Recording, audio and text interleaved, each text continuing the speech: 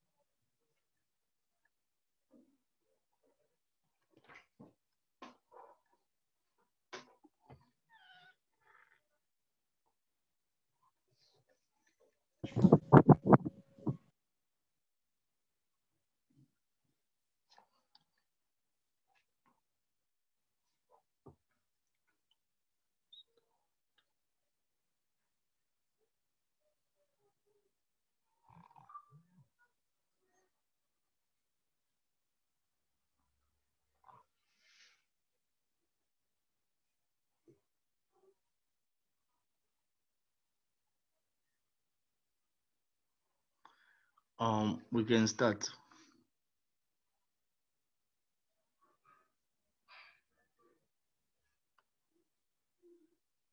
Good morning.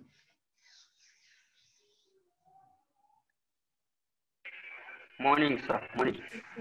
Good morning, sir. Okay.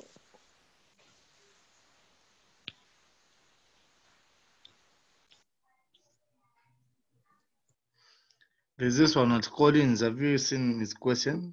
Like he has never gotten anything. What do you mean gotten? I can get you now. No, he meant he couldn't hear what you were saying because you were quiet. How can you hear someone who is quiet? No, I thought you were talking, so got the network. Okay. All right, we're getting started. Man. Okay.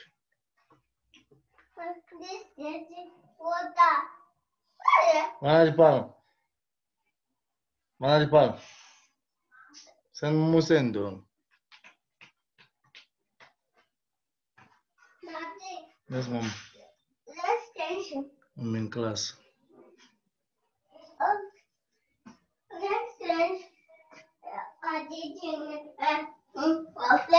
My friends. Yeah. Okay. So let's get started.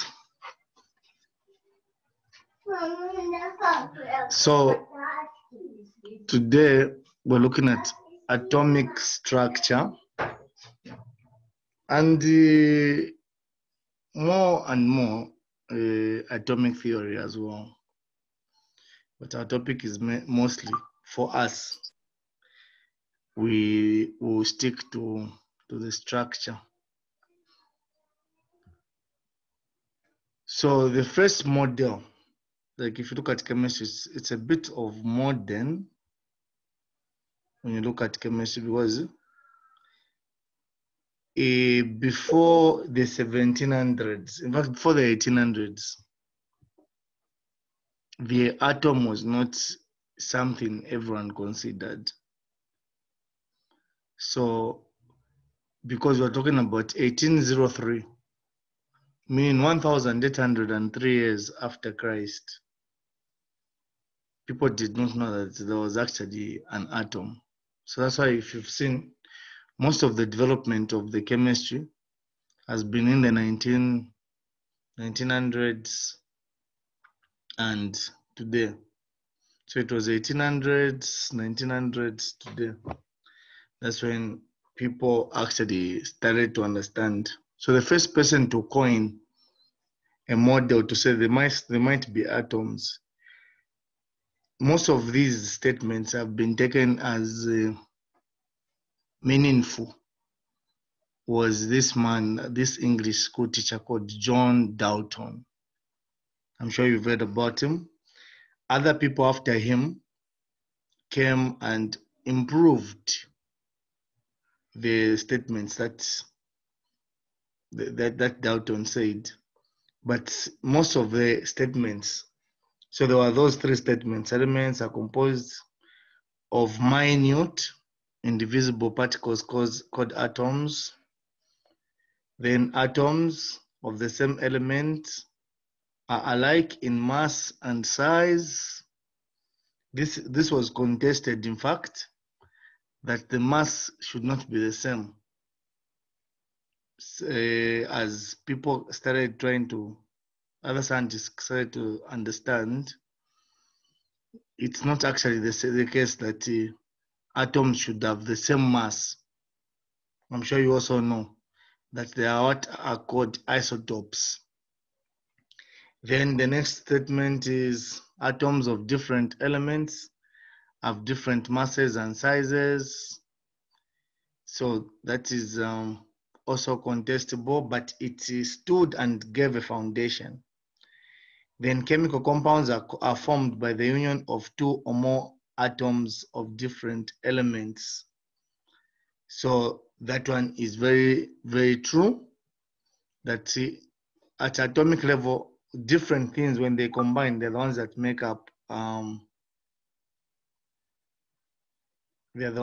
make up compounds. Then atoms to form compounds in simple numerical ratios, 1 to 2, 1 to 2, 1 to 1, 2 to 3, and so on. So those are simple ratios. It's also contestable, that one, because there exists now what are called complex compounds. Then atoms of two elements may combine in different ratios to form more than one compound. This is actually true. This was the law of multiple proportions. I'm sure you remember that you can have two elements and they combine to give you they combine differently to give you two or more different substances. So this was just like a foundation. We must actually appreciate, there should even be a lesson, like a history lesson, to look at so many scientists. I'm sure you guys have heard of J. Rutherford, all those people, they contributed heavily. There was Bohr. You should also look at those people, but for our level, we'll just stick to the concept and still appreciate that science is not from without. There were scientists who were involved and they must be appreciated. Zimba Ruth, You have a question? Yes, sir. Wait, come back to that page. Yes. Okay, no, I can remember my question. So I really don't understand what they meant by elements are composed of minute. Minute, Chisonguman, minute. Oh, okay. Minute, na minute, filaba, like they write them the same, but they're actually different. You said you've understood now after I've said minute? No, I still don't know what minute is. Who knows what minute is, class? Small. Everdeen, what's the meaning of the word minute? Something that is very small or too tiny. Tiny. So that's what actually that statement means. So imagine if it was actually given to you without explanation. You'd think it's minute because you are used to seeing minute all the time. So that is the case. So the Bohr model, the Dalton model is here. So Dalton stated that atoms that are alike in mass. This one is contested, as I've told you. We actually do not look at the mass to identify the atom. We look at the number of protons. I'm sure you know. Then you also said the others that are also equal in mass, they are different. Then these will combine like this. Then they can also combine like that. So the water, the hydrogen and oxygen to form water and hydrogen peroxide were used. So that is those are the statements. Then another person to recognize is Michael Faraday. Michael Faraday, who discovered ions. So now we said ions, if you remember, so are charged atoms. So those are the things. So now in this concept here, there's just the definition of the electric charge. There's just the definition of the electric charge.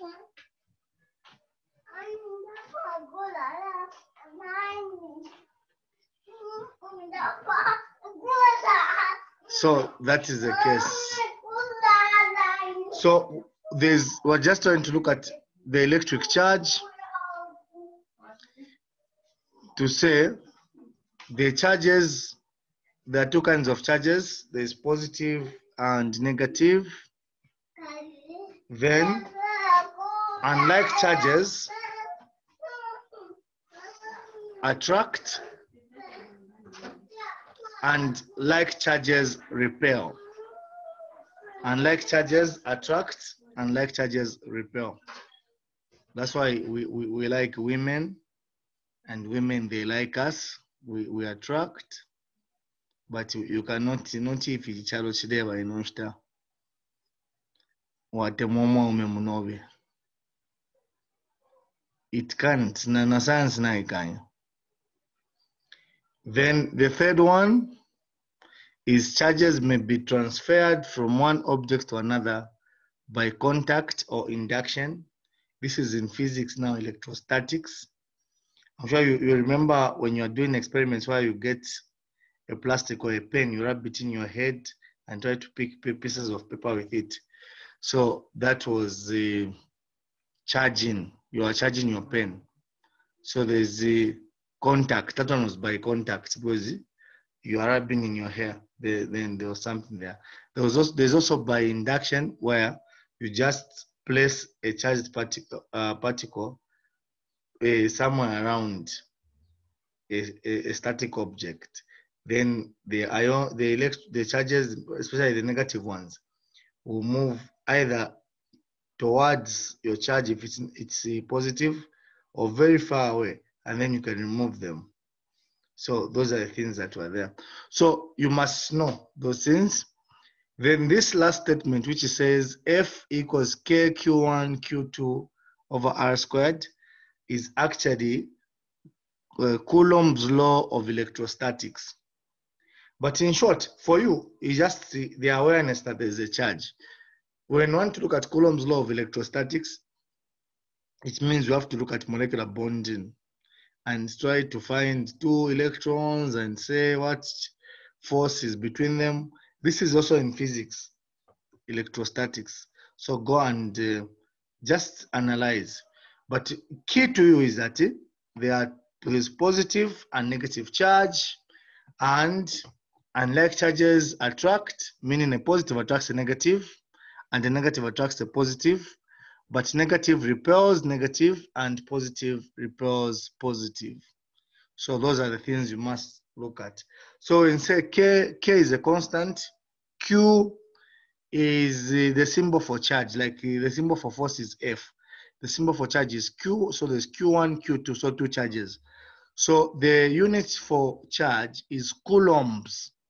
So the man who labored to understand the charge is coulomb.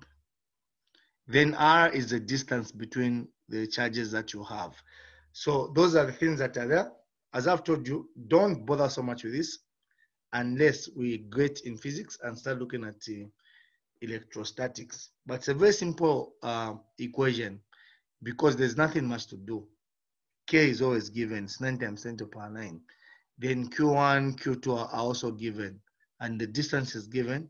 To get the force, you just multiply the 9 times 10 to the power 9 times the first charge, which is very small, times another charge, which is very small. Those charges must be positive, so we take a modulus over R squared. That's all. So that is the case. Then the other point is just to understand, like Michael Faraday discovered that certain substances dissolve in water, when dissolved in water, can conduct electricity. Those ones were called ions. Other people came in when after Faraday, there was Svante Arrhenius, they came in also to come and improve this theory. So a lot of people, a lot of scientists extended Faraday's work. So scientists after extended Faraday's work, that's what I mean. A lot of them, if you look in your book, there was ila mwale saida ila ne experiment ile mwale charge on saida cathode ray, whatever, oscilloscope, all those things was the result of the discovery of the charge. So you go and analyze them and just look at that. But at the moment, all I expect from you is to know that ions are charged atoms or groups of atoms. The positive ones are called cations and the negative ones are called anions. That's all. I don't expect you kuya mudi history sana. That's why I've omitted a lot of history when I was setting up this class.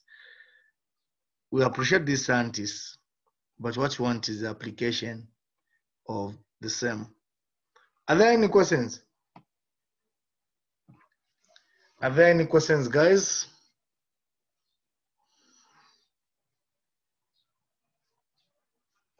So the next part is subatomic parts of the atom.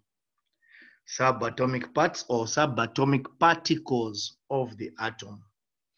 So we're saying that the diameter of a single atom is extremely small, ranges from 1 to 5 angstrom, which is 1 angstrom is 10 to the power negative 10 meters. 10 to the power negative 10 meters, that's angstrom. So when you see 10 to the power negative 10, then that's angstrom. So it's extremely small. Then we're saying that as small as the atoms are, we're saying as inconceivably, meaning you can't even imagine to conceive, to do something inconceivably bad is to do something which was never expected of you in a lifetime. So as inconceivably small as difficult to understand can be, atoms contain even smaller particles.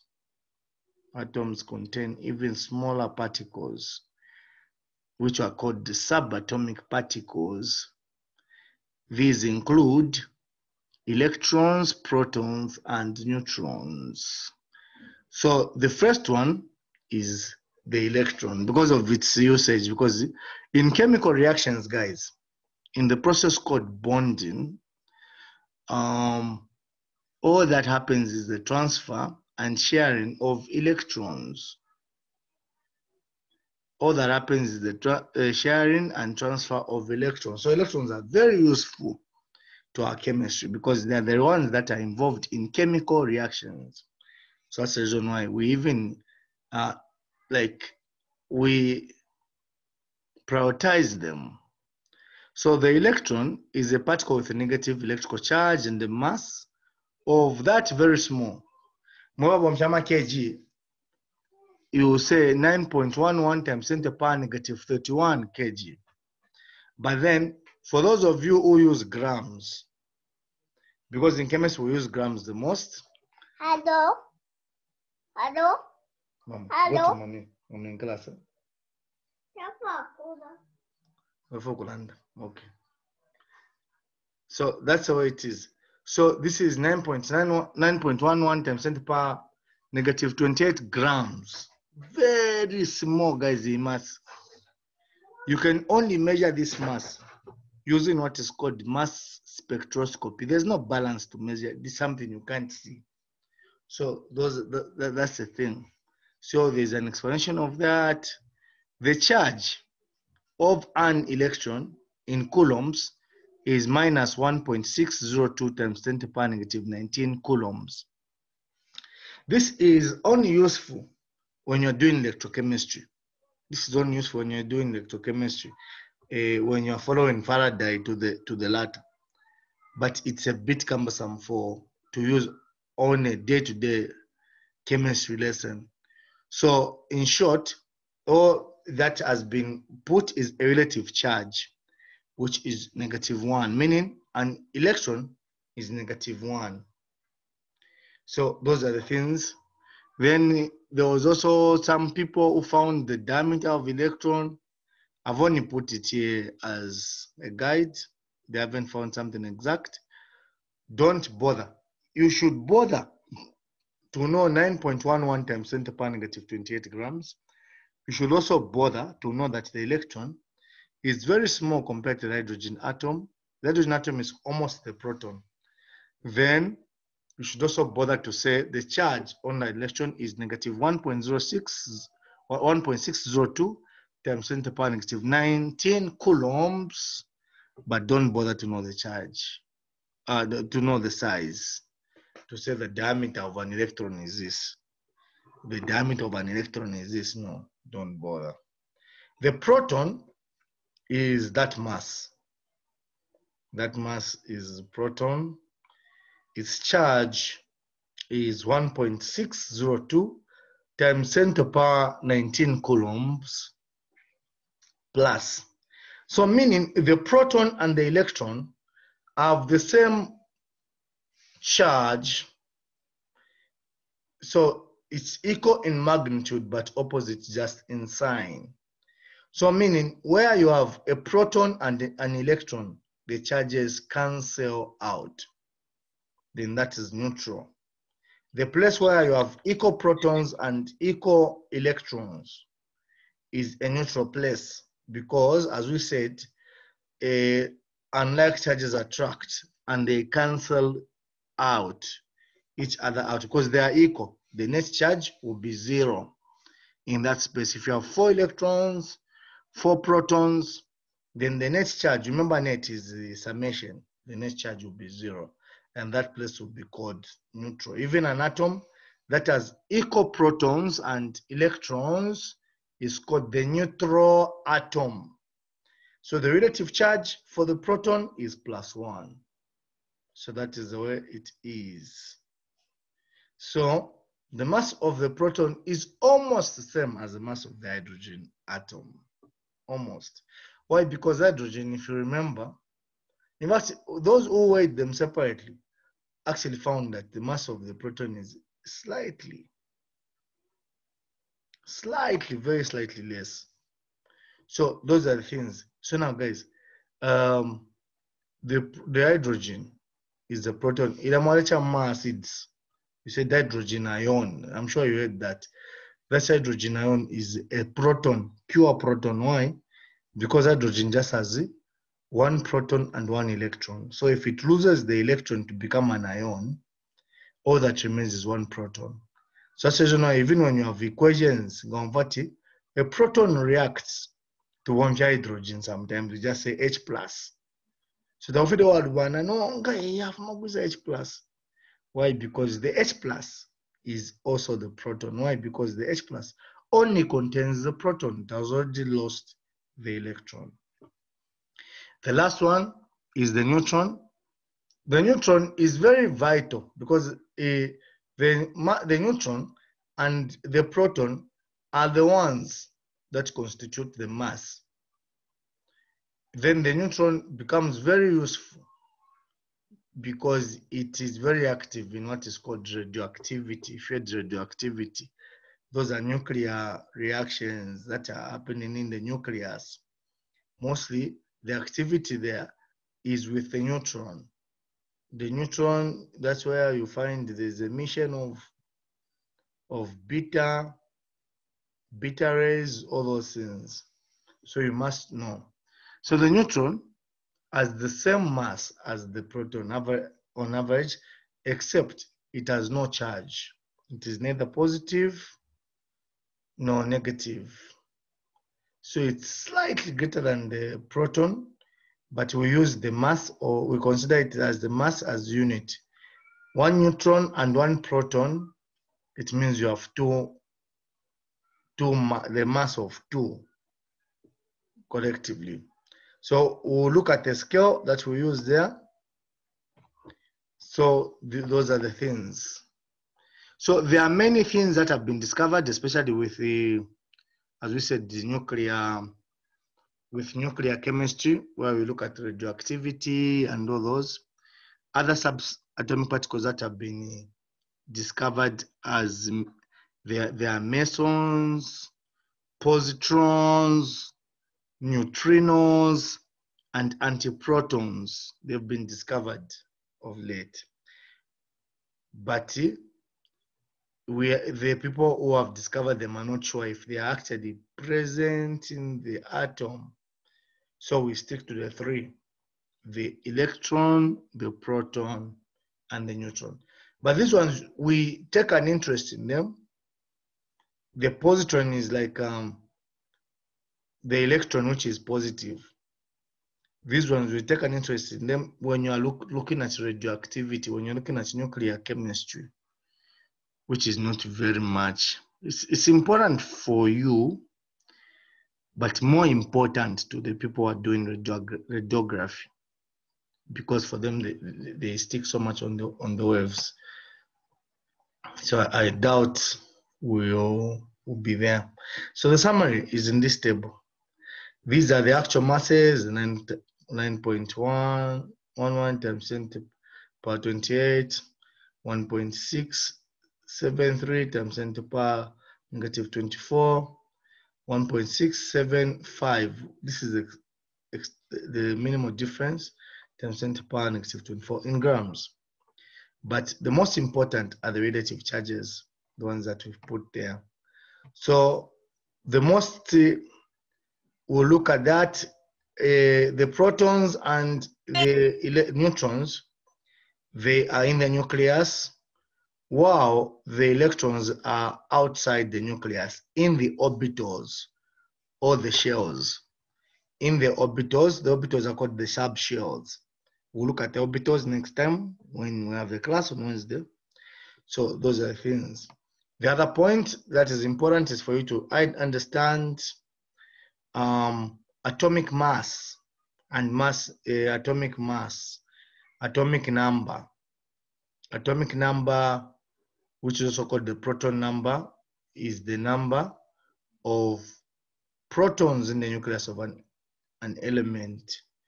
The atomic number, guys, gives the atom its identity. So, for instance, that's what is the example is there. Any atom, every atom that has atomic number 1 is an atom of hydrogen. So the number of protons will tell you the identity of the atom. It will tell you what element the atom is of. Likewise, all of them with atomic number 6 are carbon, and so on. All of them with atomic number 92 nishina ukwata uranium ne bomb kuchiwapanga, atomic bomb kuchiwapanga. So atomic numbers will tell us the identity. Then also for neutral atoms, the atomic number is also the number of electrons, because we said the neutral atoms have equal protons and electrons. So if you have the same number of protons, that's a neutral atom. So for the neutral atom, meaning the atomic number also guides you to know how many atoms, how many electrons you are dealing with. So the atomic number of an atom will also tell you the electrons, as long as it is neutral. Even if there's a charge indicated, you can actually do your math. The last point, the atomic number is summarized there. The atomic number is summarized there. The last point is to say, why are we saying give the identity? Because there exists what are called isotopes. I'm sure I'm doing papa my isotopes. What do you want my kid? Now what are called isotopes? Still on papa muntu wasanga. Douglas. There exist what are called isotopes. Isotopes are atoms of the same element. Why are they of the same element? Because they have the same atomic number, but different mass number. Meaning, isotopes have the same number of protons, but a different number of neutrons. So those are the things. These are the isotopes of hydrogen. Hydrogen 1, hydrogen 2, hydrogen 3. Protium, deuterium, and tritium. Those are their names. Protium, deuterium, and tritium. Now the push up on question Yama said deuterium reacts with oxygen. Name the product. Okay, deuterium is an isotope of hydrogen. So the product was water. There was noise in class. The element you have put is not on the periodic table. You know, that's kind of now. I was just in my first intake. The people were looking for periodic tables and couldn't locate. Then I told them afterwards. So protium, deuterium, and tritium are the 3 isotopes of hydrogen. So you must know those things. Writing an element like this is called isotopic notation. So that is isotopic notation. So these are the things, how you represent the atom or an isotope. The symbol is here. The A is the mass number. The Z is the atomic number. The most important is to know the key. In your periodic tables, especially the modern ones, they can even change. The atomic number is on top and the mass number is at the bottom. But as long as you've defined what it is there. There are even some people who put them on opposite sides. There are even some people put them like that. It's not fixed, it's not cast in concrete, that it should be there. So isotopes are very important to the topic of radioactivity. Yes, because most isotopes are radioactive. Most isotopes are radioactive. They disintegrate to form other substances. So those are the things. So what we've said now is that most of the elements in nature occur as isotopes. So how many isotopes of carbon are there? 7. 7 isotopes. But you only have carbon 12 and carbon 13 as stable. You remember carbon 14 is highly radioactive because it's even used in what is called radiocarbon dating to check years. 7 isotopes of oxygen, 3 are stable. Oxygen 16, oxygen 17, and oxygen 18. So if you've seen, isotopes are written as carbon 12, like you write carbon then dash 12. The 12 is the mass number. Or you can write it as a notation like this. This is isotopic notation also. Or then mass number on top, atomic number at the bottom. But when you go to check periodic tables, I've already emphasized, they are different. Arsenic, it's a good poison, the arsenic. There are 15 isotopes, but only 1 is stable. 15 isotopes, only 1 is stable. Ngawai kwate, wabi kamudi ka drink kabatata, banwa, then bambo kushikira. So those are things. So mass number minus atomic number equals the number of neutrons.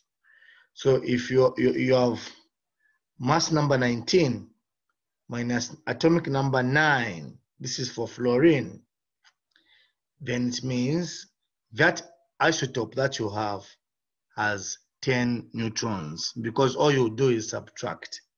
So that is all that I've done. I've explained. I haven't even given you a chance to contribute because you are so mute on my stud master, and I've told you that that's what my auditors will be using to check if I was actually having class. I only do Zoom to help you, and I've been faithful enough to use Zoom. But himo padanga nang mwekala mbilenga pofye mulifye mute mulelula na Zoom meeting. Ask the questions there. But So that I guide you there. Yes, everything. there were no questions. So how would we have answered to say something? No, you should be contributing. So I'm not clear on minute. You should ask it if Mundi study master. I'm a minute here. Sana wachita contribute. No, you take a lot of There's a time. Torah question I'm going to ask. You take a lot of time. That's how my bosses know that I'm actually teaching. They check my stud master. That's how they will even know that despite the pandemic we are learning, they will check the stud master. Zoom, it means I have But to I try to refresh again. Okay, I'll refresh and check. All right. So the last point, go on your YouTube. All the videos are there that we did prior to this lesson. Go on your YouTube. All the videos are there. How do you find them? Just search for Chirungu Kanduro. And you'll find that I've put a lot of things there. I've got a page there. I'll change it to something else, to non-academic, and I go kumefunda. But at the moment, they are notes for our Zoom. And stick to only our notes, because the other ones are for things that are for the future. Like titration and all. Unless you're interested, but stick to what we've done together. Enjoy your day. Good day. Sharp, sharp. Thank you. Sharp, sharp.